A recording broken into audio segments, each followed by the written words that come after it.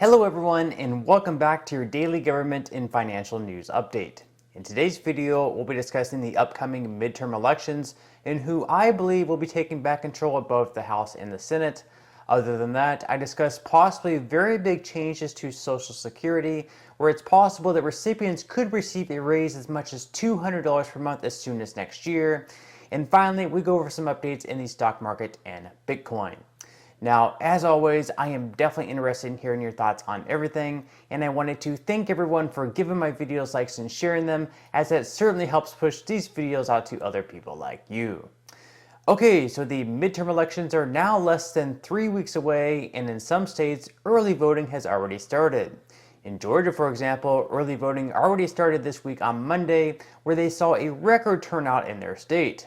This even after Georgia passed the Election Integrity Act back in 2021, a move that Stacey Abrams, Joe Biden, and other Democrats said was a racist attempt to suppress voter turnout. Major corporations such as Coca-Cola, Bank of America, and Delta Airlines also condemned the piece of legislation, and Major League Baseball decided to move the All-Star game from Atlanta to Colorado. The Department of Justice also filed a lawsuit against the Georgia law, which so far we don't have any updates on. But still, given the record turnout in Georgia, it doesn't seem like any votes are necessarily being suppressed. And keep in mind, some of the most liberal states such as New York and New Jersey still aren't able to even vote. At the moment, by all polling, Republicans are expected to take back the majority in the House. The Senate, on the other hand, is just a tad bit more iffy. Florida Senator Rick Scott, however, believes that Republicans have a pathway to a 55-seat majority and will likely control at least 52 seats. Now, historically speaking, whoever is currently president, their party usually loses seats in the midterms, and so, for example, Republicans lost 40 seats in the House during the 2018 midterms when Donald Trump was in office, and Democrats lost 63 seats in the House back in 2010 when Barack Obama was president. Currently, there are 8 seats in the Senate that could really go either way, those being in Arizona, Georgia, New Hampshire, North Carolina, Nevada, Ohio, Pennsylvania, and Wisconsin. And for Republicans to retake control of the Senate, they'll need to win at least 5 of those states. And according to recent polling, they're actually favored to win in North Carolina, with Ted Budd opening up a larger lead, and they also look like they'll be able to take Ohio, Wisconsin, and Nevada. This means that they'll also need to win one of the other states, whether it's Arizona, Georgia, New Hampshire, or Pennsylvania. New Hampshire seems like it's going to be voting Democrat, so then it's really going to be between Arizona, Georgia, and Pennsylvania. If Republicans aren't able to take one of those 3 states, they'll have yet another gridlock 50-50 Senate, which means Democrats still control that chamber, with Kamala Harris being the tiebreaker. Now, if Republicans gain control of both chambers, it could create an interesting dynamic, as the leader of the House for Republicans, Kevin McCarthy, for example, has opposed additional money going to Ukraine. Mitch McConnell, the Republican leader in the Senate, on the other hand, has been in complete support of sending whatever amount of money necessary to the Ukrainian people. Last month, Congress approved an additional $12.3 billion for military and economic aid for Ukraine.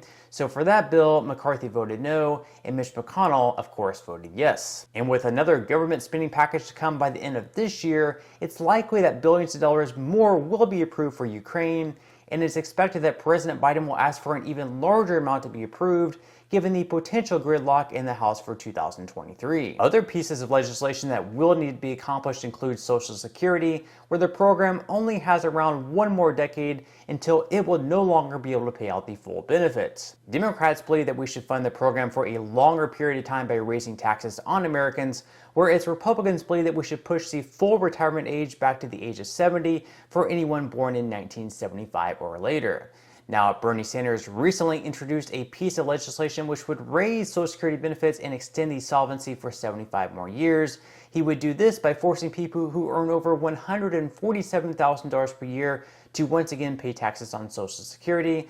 But to Republican senators like Lindsey Graham, raising benefits when the program is already going broke doesn't really make that much sense.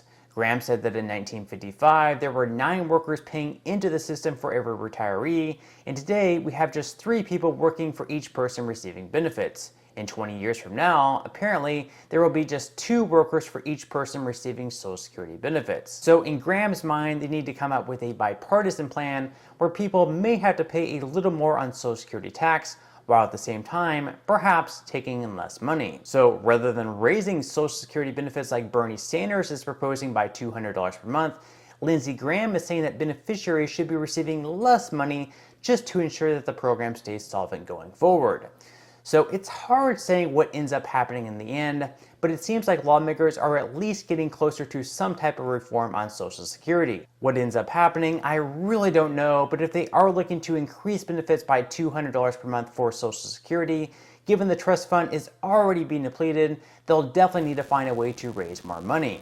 This means we either need to find more workers, which likely isn't happening, or we need to raise more taxes. And raising taxes most likely is not going to happen considering that Republicans for the most part oppose tax increases, so perhaps maybe they can reach a happy medium where the full retirement age is lifted, taxes are raised slightly, and benefits increased by maybe $100 per month rather than $200. Now, Social Security has been such a key issue over the last several months, and Democrats have really taken advantage of statements made by some Republicans such as Ron Johnson, who have said that we need to perhaps reevaluate some of the things that we currently spend on that are considered mandatory, like Social Security, and turn them into discretionary spending. Johnson has also said that 70% of all federal spending is mandatory and therefore lacks proper oversight as a result.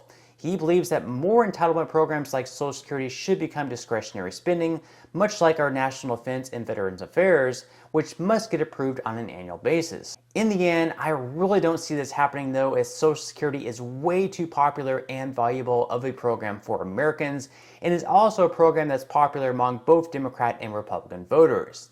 So again, any updates on Social Security, whether it's the $200 per month increase or anything else, I'll definitely make sure to keep everyone updated on moving forward. Now, in some money news, stocks were once again in the red on Thursday, with the S&P 500 falling by 0.80%, the Dow Jones in the red by 0.30%, and the Nasdaq was also in the red, down by 0.61%. Of all the stocks performing the worst over the last day and month has been Tesla, down by over 6% on Thursday and over 31% over the last month. Unfortunately, things for today so far aren't really looking too much better, with Dow futures currently down by 0.42%, S&P 500 futures down by 0.62%, and Nasdaq futures are also still currently in the red, down by 0.96%. Just like the stock market, Bitcoin has also fallen slightly over the last day, down by 0.91%, and has now slipped back into the high 18,000s. Since January 1st of this year, the price of Bitcoin has slipped by 60%, and over the last year has fallen by nearly 70%, so clearly things really haven't gone too well of late. Now, with that said, if you would like to receive up to 12 free stocks and $5 worth of Bitcoin, in the comment section below, I will leave a link where you can receive just that from my partner in Webull. And even if you don't feel like investing at this time for whatever reason, once you receive the free stocks, what you can always do is just sell them for what they're worth and then transfer that money right back to your bank account. So in total, you should be receiving a value of at least $50 or more. Some people have actually received over $3,000 in the past. So really, you can think of this as just some free extra money with just a few minutes of work. But on that note, I'm going to go ahead and wrap up this video. If you enjoyed the content in today's video and you would like to see more like it, make sure to give this video a like. I would greatly appreciate it if you would. Subscribe to my channel and also ring the notification bell. That way you won't be missing any of my future videos. And until next time, I hope you have a wonderful rest of your day, and I'll see you in the next video.